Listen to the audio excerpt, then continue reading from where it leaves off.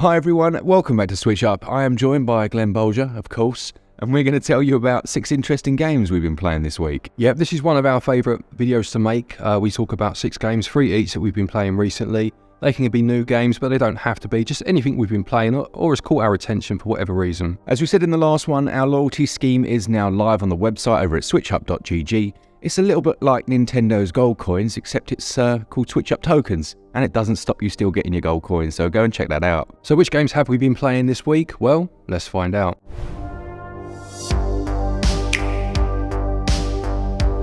Alright, I'll start us off then with one that I've just reviewed on the channel, and that's Trinity Trigger. Now, I didn't have very high hopes for this, honestly. In fact, my hopes were almost non-existent. I do like the art style, but to me it looked a little bit cheap, do you know what I mean?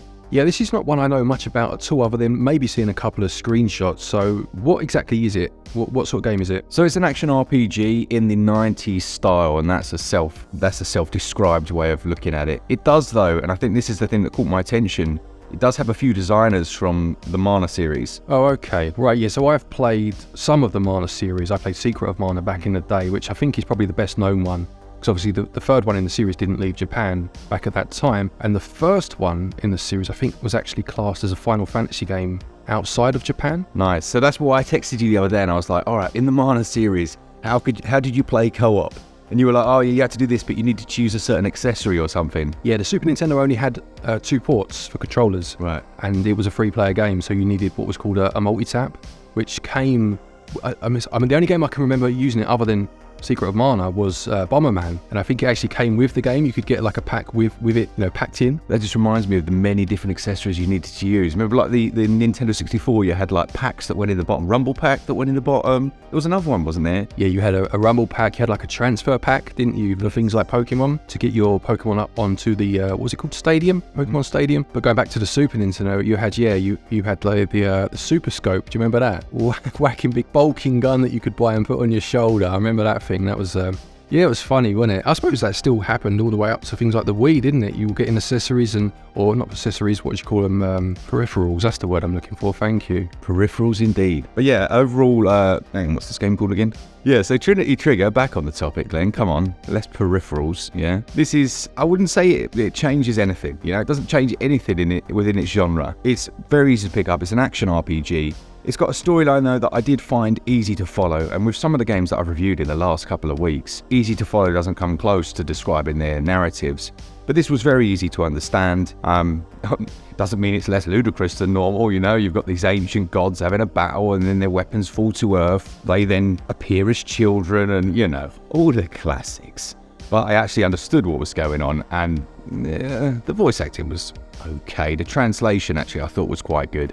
A lot of the times they can't quite decide whether to directly translate the original language or to interpret it so that we understand. And this went for the latter, which for me worked. So this is an ARPG, isn't it? Yeah. Do you know, I heard the other day, and you'll tell when it's a game I know nothing about because I keep going off on tangents, but I heard the other day that there's actually a difference in terms between ARPG and action RPG, despite the fact that the A in ARPG stands for action. Yeah, I'm struggling to get my head around it, but what I heard was that an ARPG is an action RPG, but it's a more traditional RPG without turn-based combat. Whereas an action RPG is more of a dungeon crawler, such as Diablo or Torchlight. And there's actually a distinction between the two, but these days they kind of get pushed into one genre. I don't know if that's true, but it's quite interesting. There is actually a third version of that, an RPG, right? It's pirates. That is actually, I'm going to use that, and I'm going to sound really clever when I use it. So this is definitely an ARPG, not an action RPG, Glen. Come on. Next up then, we've got your choice. Moving swiftly on then. So the first game I want to talk about then is one that came out quite recently actually. It's called Tin Hearts. Now, when I saw this on the eShop when I did my my upcoming video for that particular week, it immediately caught my attention. And as far as I can remember, it came out in a week of some quite big hitters as well. I can't remember exactly what now. It might have been Advance Wars, maybe the Final Fantasy Pixel Remaster. It was something like that, you know. But this was the one that really grabbed my attention. And it's basically very similar to something like Lemmings in that you have to guide a small platoon, if you like, of tin soldiers to an exit to try and finish the level. Now, when you first start it seems very simplistic. Like you have a top-down view, you have like a toy box or something that you need to open to start the level, and then you have these triangular wooden blocks, you know, children's wooden blocks, look like cheese wedges that you need to place in order to deflect the soldiers in the way you want them to go, obviously to get to the exit. But after a couple of levels, actually it opens up quite a lot, and you as the the overseer, if you like, you can walk around the room and the levels become much more expansive because of it, and it becomes, a much larger interpretation of what Lemmings was back in the day. That's really interesting. So you might have just said it there, and sorry if I missed it. So I used to love Lemmings, absolutely loved it back on the Amiga. And the thing with that is it was so simplistic on a 2D plane to direct people, but on a 3D plane there are other constraints so that it's essentially just a 3D 2D plane, if that makes sense. Not that I've seen so far. I'm about an hour into it. I think I read it had 40 levels and I'm on about level 10, so call it 25% through.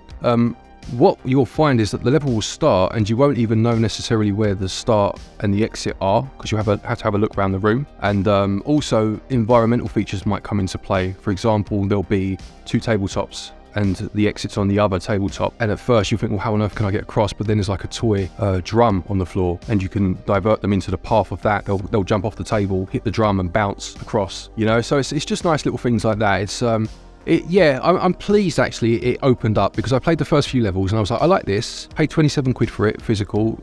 Do I like it that much? Or is this just going to be Lemmings 2.0? But actually, no, it does open up. And also what it does is you kind of gain powers. They're like blueprints. You're a toy maker, but you gain these blueprints and you'll start to be able to manipulate time. You can rewind, you can pause. And the reason for that, at first I thought it's just going to be for mistakes, so you can correct what you've done. But it's more than just that. It's that you only have a finite amount of bricks to work with. So you might need to use a brick twice. So you'll need to pause the action once all of the soldiers have crossed that point, take that brick, put it somewhere else to use later on in the puzzle. Yeah, it sounds really good. It actually does. You've intrigued me. You've charmed me with that description. I could do with a rewind mechanic last night with that pizza, to be fair. So what I would say to you guys is do keep your eyes on Glen's Is It Worth You Finishing series. We'll pop a card to that up in the corner, because it's one of those that I can imagine, Glen, over the next few weeks, months, you'll get to the very end of, and we'll hear that full description. Yeah, I like making that series for that very reason, because obviously if it's not a full review, you may hear us talk about a game in a series like this where we might have only played an hour of it. So it's nice to sometimes feature a game again in the series where we completed the game and give a more rounded opinion. So yeah, as Mark said, there'll be a card for that. Okay, what's your next game then? Next up, I'm going to talk to you about Minecraft Legends. I've been trying to get you to play this with your daughter. I've been playing it with mine, and it's not what I expected. Now, obviously, Minecraft is very well known. Mojang, I don't even know how to pronounce their name, bought the game, didn't they? Microsoft bought Mojang, and we knew they were going to release a few spin-offs and things like that. We had Minecraft Dungeons, which actually is a very good action RPG. But this one is a very different approach, and I really like it. In fact, I almost wish it wasn't Minecraft, because the Switch doesn't have many real-time strategy games, and this combines some of the elements of Minecraft, like being able to go out and gather resources and things like that, but you can put them in straight away. So you can create these little platforms that will summon golems to fight for you. And then you take those to go and conquer certain areas of the map. There's basically a corrupt presence, the little piglins, whatever they're called, taking over all parts of the map. And you're building armies to go and then overthrow them. But like each night, it'll be like, oh, this little village is under attack. And you build up your army and you head off to go and get them. It's really good. I think you'd like this one. It reminds me a little bit, in terms of what you've said. Obviously, I haven't played it, but what's that game? Is it called Kingdom 2 Crowns? I think that's the sequel, but that series, the Kingdom series, which is quite similar in you kind of spend the day gathering and getting yourself ready, fortifying, and then obviously the night comes and the enemies make your life a living hell. But so I guess that's kind of what you're saying, but you're going out and trying to defend as well, is that right? Yeah, it's exactly right. In fact, I need to play that Kingdom 2 Crowns when we make our next co-op video. I've heard a lot of good things about the co-op mode in it. But yeah, Minecraft Legends, it manages to make the real-time strategy accessible. Now, I will say that I don't think a lot of these companies are very good still with creating interfaces which suit that style. You've got all these buttons along the bottom and all this rubbish on the left-hand side. They could do is stripping everything out and just cleverly teaching the player those controls. I don't think it quite does that. There's a little tutorial at the start, but there were still times where I was fiddling around or pressed the wrong button, things like that. But overall, I thought it's a really enjoyable game, and it's a nice little twist. I don't know how much longevity it's going to have. I don't think this is the same as Minecraft. I don't think people will be playing this for years and years to come. But for what it is, it's a nice change, if you will, to the genre. Just in terms of that aspects of Minecraft, the crafting part, obviously a huge part of that series. Does it feel shoed in here, or does it feel is it shoehorned in? Shooting. But does it feel like it should be there, or does it feel because they wanted to slap a Minecraft name on it, it has to be there, you know? Yeah, I think they more slippered it in, you know? Right underneath. Yeah, it doesn't feel shoehorned in. It does feel like they had to have it in there, so it's in there.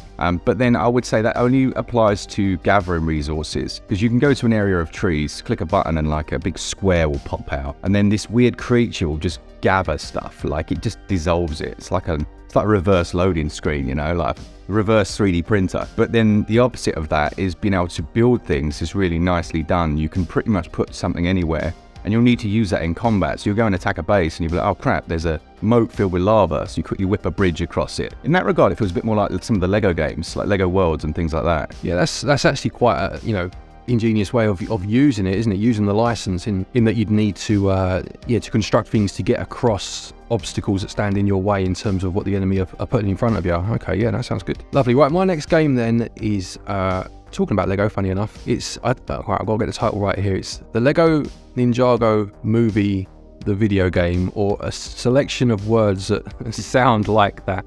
So basically, the reason I played this one, I played it a bit, you know, but when it first came out, this has been out a while actually. This one, I think it was 2018 to coincide with the movie. But I am a big fan of Lego, you know, the actual product, the actual bricks. And I do have a few displays up in my house in various rooms regarding Lego. And recently I've had a bit of a shuffle round, and I've cleared a few shelves with a mind of making some new displays. Maybe I'll put up some B-roll of some of the stuff I've got, just to show you what I mean. But I want to make one of a mech and a dragon fighting in a city. Now, Lego have two properties that deal very much with mechs, one being Monkey Kid and the other being Ninjago. So I figured I'd play this game and, you know, maybe get a flash of inspiration. Anyway, I was playing it, and my daughter walked in the room. Again, you're talking about playing with your kids, and she said, oh, can I play? So we actually played the whole game through in two-player, and it really was a great deal of fun. Now, in terms of the game itself, it's very standard Lego for what I remember of it, because it did start to become a bit more open world with like the new Star Wars one, things like that.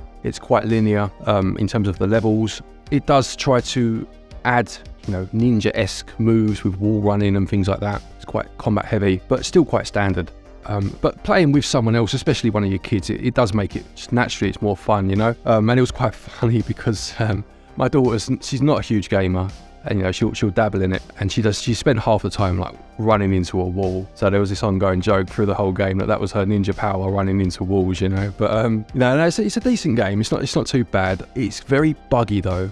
Like strange things, like you'll enter an area and you need to defeat 10 of a particular enemy to progress, and only 9 will turn up, and it will say you've got 1 more to fight, but he's nowhere to be seen, you know, and you're kind of stuck and you have to reload last checkpoints and things. If I was playing on my own, that would have started to really drag, you know, but because I was playing with her, it wasn't so bad. But yeah, just to be aware, it is quite a buggy game. And it also does this strange thing where it has cutscenes from the movie, and my daughter was loving that. We did go to see this film actually in the cinema way back when, but she'd forgotten all about it. But it will show you a cutscene, and then it will end. I appreciate they can't show the whole film in the game, obviously. But then the next level will have characters that weren't in the previous scene, and the cutscene didn't show enough to explain why they're now here. Just a bit odd, you know, like I don't know why they wouldn't just show the scene that explained certain bits, but whatever, it is what it is. But yeah, it was a fun enough game. Lego games are always fun with the kids because of the collectible element, you know, something that I don't care about these days, but she's like, oh, we've got to get everything of this, we've got to find all the minifigures of that, so it extends the playtime, you know. Yeah, I think Lego, people can be a bit snobby about the Lego games. Like TT Games Who Make It, when you said buggy, I did chuckle, because like those poor guys are basically like, whoosh, you know, into getting these things out in time, and they have to pump them out in time with films and things like that. Lego games for me, and you might disagree because I don't think you like the analogy I'm about to make, they're like the Marvel of games, right? I think Marvel films are fine, like some of them are crap, but generally they're quite entertaining. And the Lego games are similar. You almost always know what you're going to get, well, at least until the more open world ones, which you've said previously. And Ninjago, without even having played it, but having played, I don't know, the Jurassic Park and a couple of the other ones, Batman one as well, and the Harry Potter one, I've got a good idea of how this runs, you know, the flow of it and things like that. And they are good games. They're very fun and easy to pick up, and kids and grown-ups love it. So, the happy product of Harry Potter. Yeah, exactly right. I don't eat Haribo because I'm a vegetarian, but yeah, I get what you're saying. No, I agree with you. I completely agree with you. They're popcorn games, aren't they? You know what I mean? That's what they are. You know, you can munch away at them. Not literally, and just have a laugh. But yeah, it was nice to play this one with her, and it was quite nice actually, because the next time we went to one of the Lego stores around by us, whereas usually she'd be like, oh, you know, I want to go and look in the Lego Friends section or the Lego Disney section. She was like, oh, where's the Ninjago? Yeah, and they're not stupid, are they? They're not stupid. They know what they're doing. They're basically fun, interactive advertisements, right? Yeah, and you were saying about the storyline. They don't want to give too much away because they want you to go and pay to watch the film. There you go. All right, my last one then, and a game that's had another recent patch, is a little Indonesian-developed game called A Space for the Unbound. Now, you might remember this one. It was is this a hidden gem style video? And the answer was yes, basically. It's a side-scrolling adventure that feels a little bit like a 2D Shenmue. Is that how you pronounce it? So when you say Shenmue, do you mean in terms of...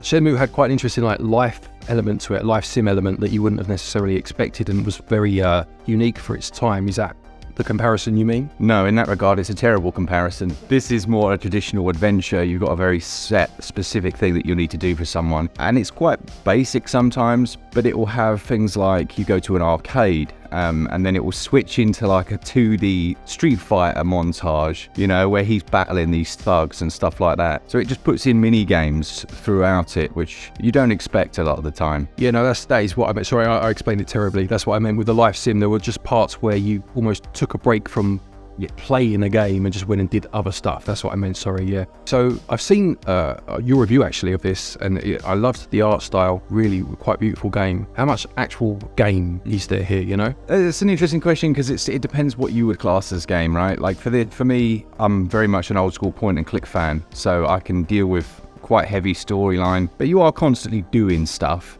It's whether or not you do have to be invested in that story, and I do think it does a really good job of getting you invested quickly to enjoy then the gameplay elements. You know, you're finding cigars for a guy because then he's going to help out the person's dog. Like, you know, these are things that you're either going to click with or you're going to be like, why am I doing that for? But it is, like you say, very, very charming. And also, it's quite unnerving, and I love it when a game surprises me in that way. You know, there's one scene where you're having your first date with, well, I don't want to spoil it, but you're essentially having a first date. I don't think you're on a date, whatever. You're having a first date with the girl, and the switches to the camera to the front of them, and you have control of when you put your hand in the popcorn.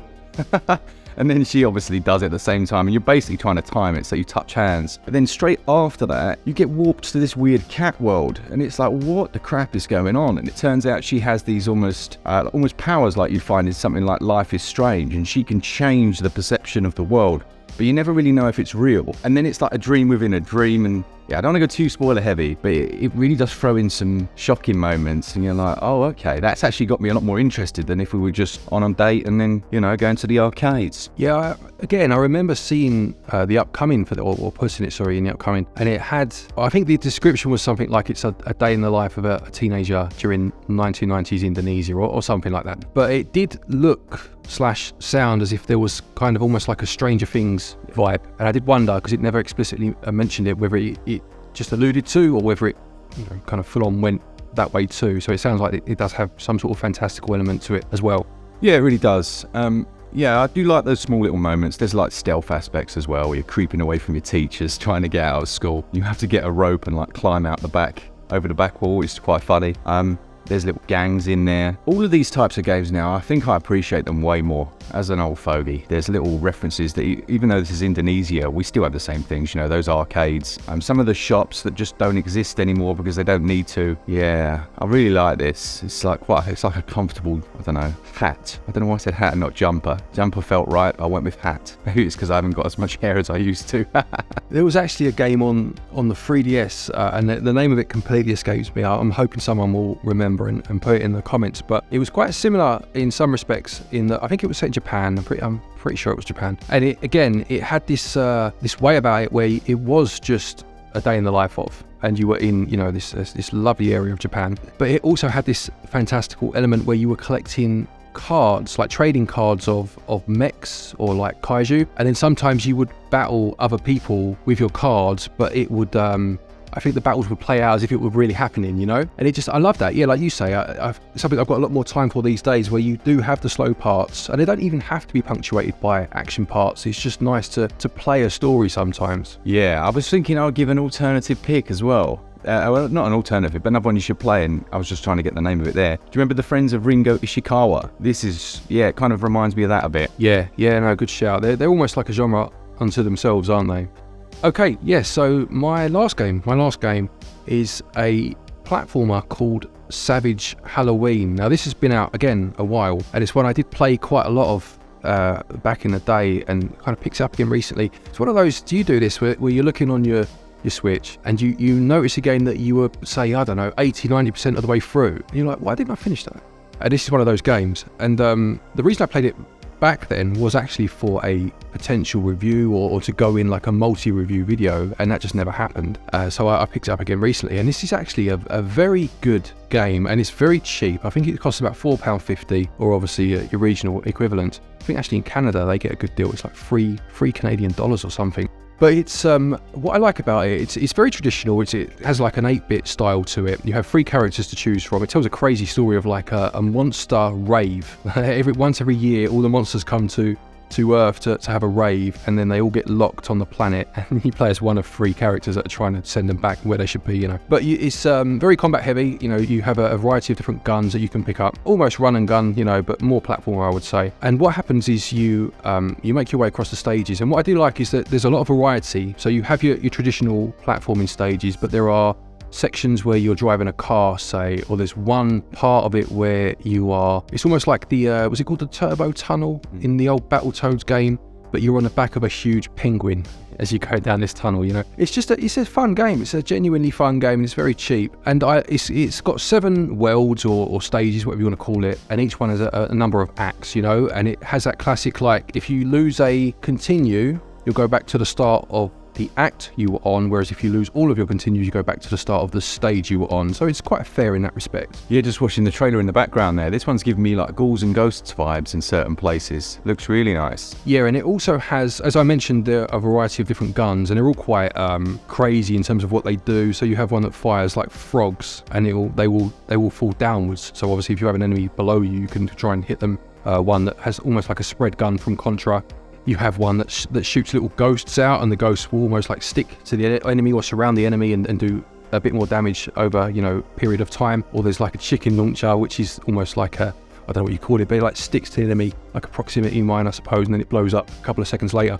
Now, I had a major problem with this game, like to the point where I was like, this is a lot of fun, but this really annoys me. And I got to stage 7 of 7 and then realised you could turn it off in the options. So that would have been useful to know. But basically, every time you pick up a new weapon, like you pick up ammo for the weapon, you don't actually pick up the weapon itself, it automatically switches you to that weapon. Now, at times, like you've got obviously the weapon you want, and you feel is best for the scenario you're in, and it will change, and you haven't got time to switch out. You do that by pressing L and R, but you know you're under constant fire, and you lose a life because the weapon you've picked up isn't great for what you're trying to do. And I was like, that's ridiculous. Why did they do that? But thankfully, you can turn it off in the options. I think I'd rather they allowed you to turn it on rather than off. But whatever, you know. Man, I hate stuff like that. Done that so many times, reviewing a game 15 hours in, and you're like, oh, you can turn on auto run. Nice. Yeah, lovely. So that is the list for this week. Let us know in the comments your most interesting games. As always with this series, we do like to try and give away a little game if we can to one lucky person in the comments who's basically just let us know their interesting game, and we thought, yeah, that sounds interesting. Do save yourself a bit of cash over at SwitchUp.gg by buying your eShop credit and getting some of those SwitchUp tokens. No, Nintendo, they're nothing like your gold coins. Thanks so much to all of you that enjoy the content, and as always, for all things Switch, all the time, keep your Switch up. Cheers, guys. See ya!